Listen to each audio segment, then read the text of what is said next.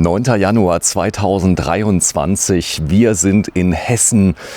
Ja, und dieses Tiny House hier, das hat mir die Sprache verschlagen. Ich bin nämlich versehentlich erstmal reingegangen. Hier ist die Miri. Ich grüße dich, Miri. Guten Morgen, hallo. Guten Morgen. Ihr habt euch spezialisiert auf Tiny Häuser, habt eine eigene Abteilung, könnt Baugenehmigungen erwirken für solche Tiny Häuser, denn sie müssen ja irgendwie stehen. Viele machen da einen Riesenbohai drum, sagen, das ist gar nicht möglich mit den Baugenehmigungen. Ihr sagt, wenn es nach Baurecht geht, dann geht's, oder? Das stimmt. Also es ist schwierig manchmal und hat einige Hürden. Aber wenn man die Hürde überwunden hat, dann geht es ganz schnell. Ihr helft auch mit, oder? Ja, wir helfen. Wir haben Partner an der Hand, die sind hochqualifiziert, machen nichts anderes und die sind auch wirklich erfolgreich mittlerweile damit. So, die Preise stehen bei euch auf der Seite? Richtig, ja. So, ich zeig's mal gerade. Das Schöne ist, ihr habt sie ein bisschen gepimpt hier. Da sieht man auch so typisch die Anwendung. Hier habt ihr Holz zum Beispiel vorgebaut, denn die Tiny Häuser stehen auf Punktfundamenten bzw. auf Punkten, oder? Genau, Punktfundamente oder Streifenfundamente, je nachdem, was die örtlichen Gegebenheiten sagen, also je nach Boden auch bei den Kunden. So, hier ist eine Veranda davor. Kommt das so mit? Ja, das ist tatsächlich so mit Terrasse, so wie Sie es sehen, genau. So, ich guck mal gerade. Wenn du mich bitte duzt, ich bin ja so unglaublich alt, ja. Ich weiß, ich sehe schon alt aus, aber du weißt ja, wie es ist. Viele Kunden, die kommen ja, ich sag mal, extra hierher, sind teilweise auch junge Leute. Sind es auch Leute, die sagen, hey, ich will gerne im Garten was Schönes haben? Ja, auch. Also es ist wirklich alles dabei. Genau. Hier ist eine kleine Tiny-Alm, die gibt es auch zu kaufen? Die gibt es nicht mehr zu kaufen, die wurde handgefertigt, gab es mal zu kaufen, aber die ist tatsächlich ein Einzelstück. Da sieht man es auch sehr schön, die ist schon ein bisschen älter. Ja. Also die halten sehr lange. Der Trick ist bei euch, dass ihr alles so ein bisschen baut für die Ewigkeit, oder? Richtig, also Lärche ist ein unglaublich langlebiges Holz, das ist das Praktische. Das wird eben grau, so wie man das kennt von den Hüttchen in Österreich. Aber das ist tatsächlich, macht an der Qualität keinen Unterschied dann. So, die neuen KfW-Normen sind in Kraft, das weißt du ja. Das heißt, man gilt es dahin zu richten. Es gibt ja mehrere Anwendungen. Es gibt einmal die Anwendung, man kann das Ganze auf den Campingplatz stellen. Dann ist es ein bisschen einfacher, aber wenn man eine Baugenehmigung braucht, dann, ich sag mal, sind bestimmte Werte einzuhalten. Förderung ist gar nicht so wichtig, aber Wärmedämmung, oder? Ja, das ist ultra wichtig und da muss man auch aufpassen, dass man das wirklich alles einhält. Da helfen wir aber und da muss sich der Kunde im Endeffekt gar nicht drum kümmern, sondern der muss sich das Häuschen aussuchen und wir prüfen, ob das möglich ist auf seinem Grundstück. So, ich gucke mal gerade runter. Hier ist das Fahrgestell noch drunter, das bleibt auch drunter, oder? Das bleibt drunter. Man könnte die Räder quasi abmontieren, wenn das eine Vorschrift wäre. Ansonsten kann man das aber auch ganz normal so hinstellen. Jederzeit kann man es wieder demontieren, kann es an einen anderen Ort bringen. Allerdings, hier haben wir einen Schwertransport, oder? Korrekt, ja, genau. Ich zeig's mal gerade. Hier vorne, das Ganze wird ja fest angeschlossen. Das Regenwasser, das wird über eine Rinne abgeleitet. Alles das, was wir hier sehen, ist dabei, oder? Richtig, alles ist dabei. Auch die Rollläden, ganz wichtig hier bei dem Haus zu betrachten, die sind super, die sind elektrisch, damit kann man das Haus komplett verschatten. Das kann ich auch gern drin noch mal zeigen. Ja, man kann es auch automatisch dann auf und zu machen. Bedeutet also, wenn ich mal in Urlaub sein sollte, kann ich per App das Ganze steuern, nachträglich, das geht, oder? Richtig, genau. So, sehr schön. Lärche hast du gesagt, ja. Das Ganze wird ja in Deutschland gefertigt. Das ist auch was ganz Wichtiges, was ja, ich sag mal, auch sagt, denn Spaltmaße und alles sollte stimmen, oder? Ja, das stimmt, das ist richtig, ja.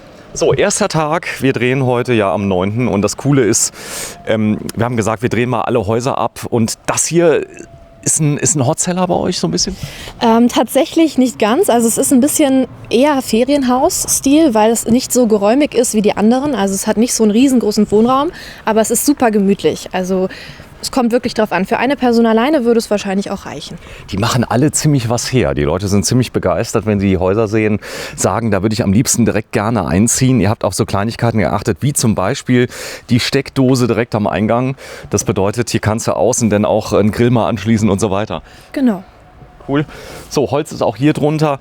Man darf das unten nicht zubauen. Das heißt, die Luft muss runterkommen, gell? Ja, genau. Das muss zirkulieren können. Da gibt es aber auch spezielle Holzverkleidungen, die dann eben so Gitter haben. Und dann kann man das auch schön von außen verkleiden. So, ihr macht das Ganze nicht erst seit gestern. Das Haus steht hier schon ein bisschen, oder? Das ist richtig. Das sieht man auch ein bisschen an der Fassade. Das ist gut so, finde ich gut. Ja. Dass es Witterung abbekommen hat. Das verkaufen wir tatsächlich auch gerade ab. Das ist in unserer Aktionsbroschüre. Was von dem? Das liegt jetzt bei 79.000. 79.000, inklusive Steuer, wie es hier steht. Ja. So, Transport ungefähr? Ja, so 8.000 bis 10.000 Euro, je nachdem, wie viele Genehmigungen man einholen muss. Und dann, ob nochmal die Strecke extra geprüft werden muss. So, dann geh mal rein. Du kennst hier Häuser in- und auswendig. Du bist schon lange hier? Ich bin jetzt fast 2 Jahre hier, genau. Oh je. Im Sommer ist schöner, oder? wenn man so draußen die Es macht eigentlich keinen Unterschied. Also im Büro ist es immer warm, aber wenn man jetzt so draußen arbeiten muss, dann ist es im Sommer schon ein bisschen schöner. So, großes Thema Heizung. Ihr habt jetzt einen Pelletofen, habt ihr hier drin. Pelletofen geht fast immer, ist sogar besonders gut, wenn man eine Zulassung will, habe ich gehört. Ist richtig. Also Pelletofen ist sehr beliebt. Holzofen geht auch. Gasofen, das ist immer ein bisschen einfacher mit den Abständen, die man dann nicht einhalten muss. Da muss man einfach gucken, was für einen persönlich in Frage kommt. So, dann machen wir bitte zu. Dann ist zumindest mal der Eindruck so, als wäre es wärmer, wie es drin ist. Ihr beheizt die Häuser natürlich aus ökologischen Gründen nicht. Genau. Muss man auch nicht. Aber wenn man das natürlich alleine lässt, muss man es beheizen.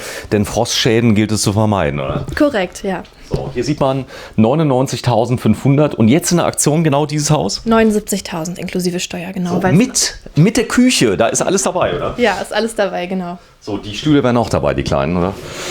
Müsste man absprechen. Könnte man drüber reden. Bestimmt machbar.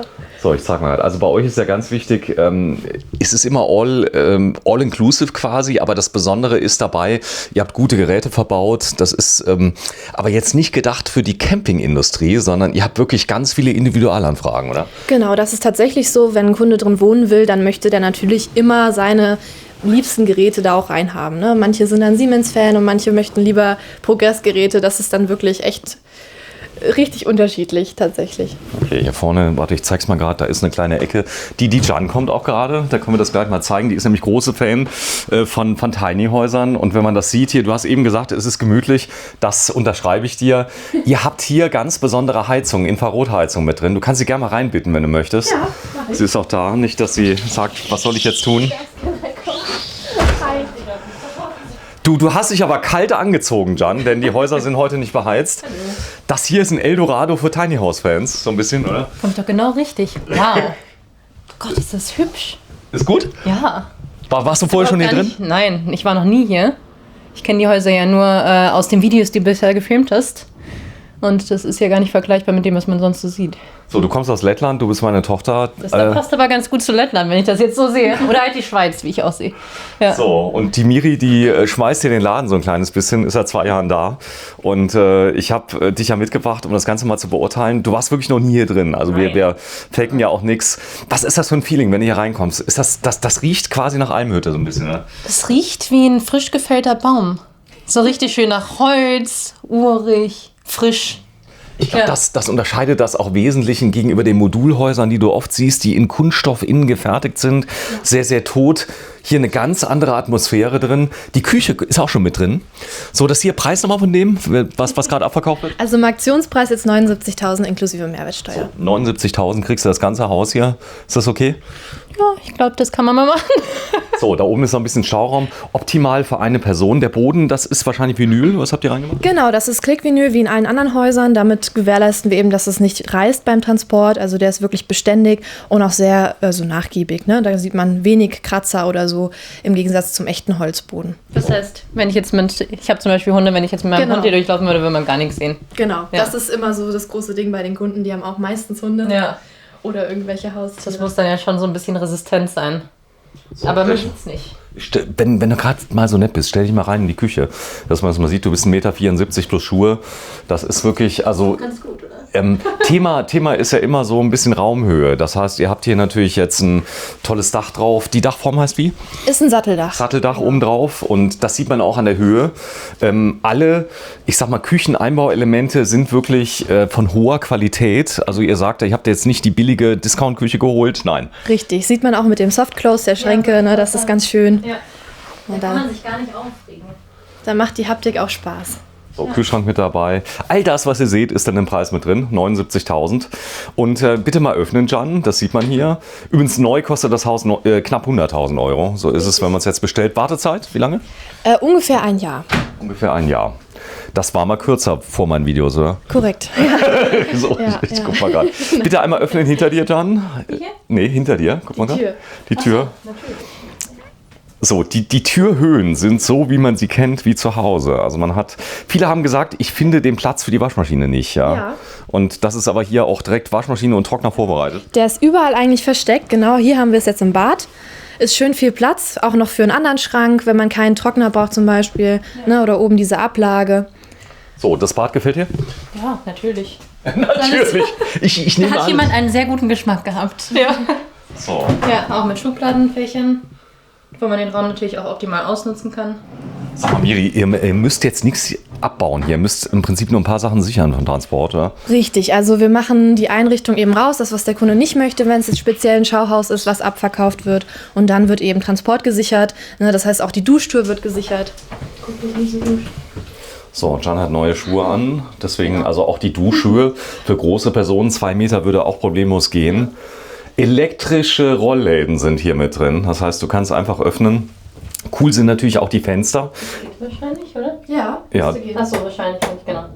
So, dann gehen die runter. Ja. Das Ganze ist natürlich Objektqualität. Das heißt also nicht hier irgendwie für Camping oder sowas gemacht. Ihr habt teilweise auch Campingtechnik im Einsatz. Da, wo es Sinn macht. Auf zum Beispiel Campingplätzen. Ansonsten, ich sag mal, Heizungen und so weiter, wie man es zu Hause kennt. Meistens Öfen, oft Öfen. Richtig, ganz viel Öfen. Ne? Elektrostrom ist ja mittlerweile sehr teuer geworden und deswegen verzichtet man auf den Ofen selten. Gas ist allerdings auch möglich bei unseren Häusern. Habe gelesen, an dem Spotmarkt schon wieder Minuspreise bei Energie. Sind zwar noch nicht so ganz beim Kunden angekommen. Nachtstrom soll kommen. Hast du das gewusst? Ja, also jein, mal gucken, ob es wirklich kommt. In Österreich gibt es das ja schon länger. In Frankreich haben wir es auch. Ja? Ja, Okay. da gibt es Nachtstrom, da wird der Tarif mitgeteilt und da kannst du das Ganze puffern in Lithium-Ionen-Akkus. Das Haus hier kann man autark machen, weitgehend, oder? Im Winter natürlich schwierig. Ja, also es ist immer die Frage, inwiefern oder wie weit geht Autarkie. Ne? Also es ist immer begrenzt. Also irgendwo muss man sein Wasser immer herbekommen. Deswegen. Du bist 24.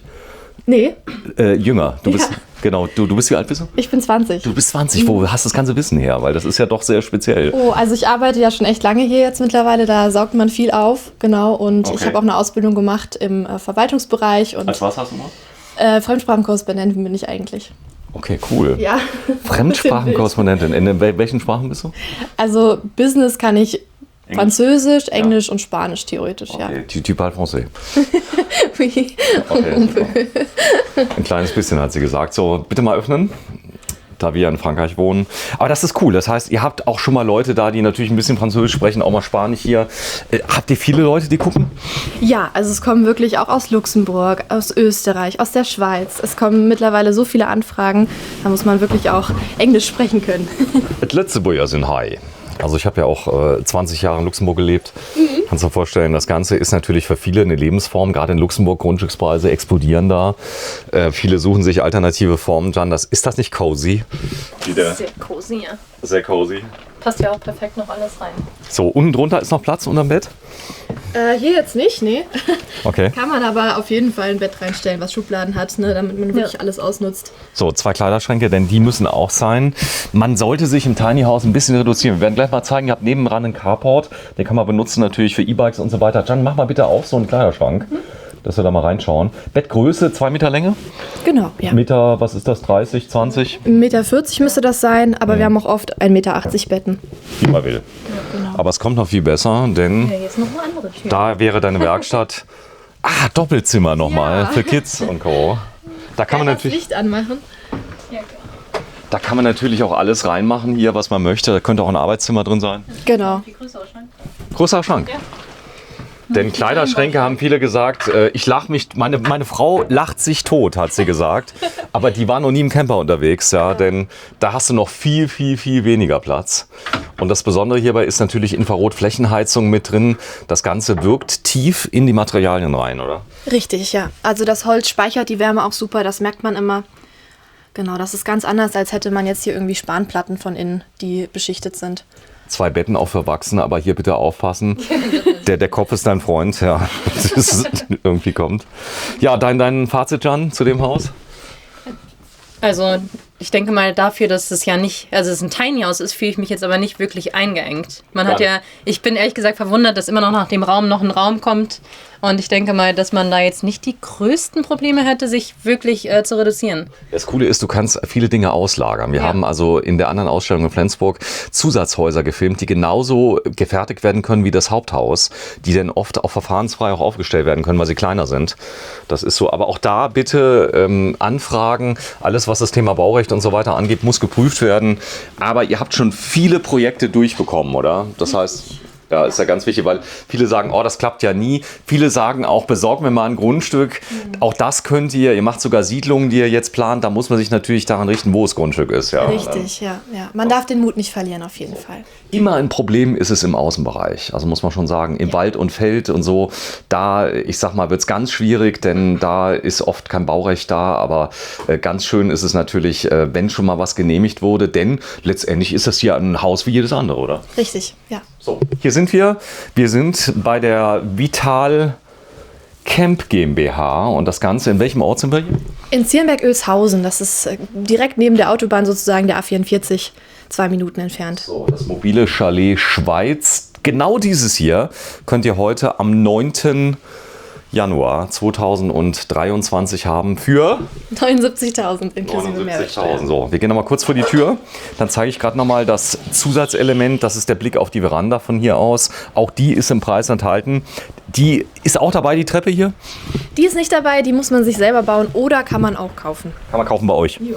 Okay, also optional die kleine Treppe hier, aber auch da gibt es was. Und das hier wäre so ein, sagen wir, Servicehaus, das wäre für E-Bikes. Auch das kann man natürlich verschließen, wenn man das möchte.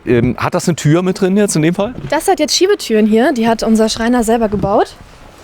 Ganz rustikal ist das. Ja, so wie es sein soll, so mögen wir das. Wollte ich auch gerade sagen. Ja. So, wie so eine Scheune mit drin. Aber ist jetzt nicht gedacht, um das Ganze jetzt hier zu beheizen, sondern um zum Beispiel E-Bikes hinzustellen, die ganzen Sachen, die man so verwendet, wenn man... Heißt tatsächlich, ihr könntet mir auch daneben nochmal so ein Haus hinstellen, wenn ich das So ein haben wollte. Carport? Ja. Theoretisch schon, ja. Okay. Cool. So, vielen Dank fürs Einschalten. Wir haben viel zu tun, Jan. Viele Häuser müssen wir machen. Das war das Haus, wie hieß es? Schweiz. Schweiz. Danke. Tschüss euch beiden. Ciao. Ciao.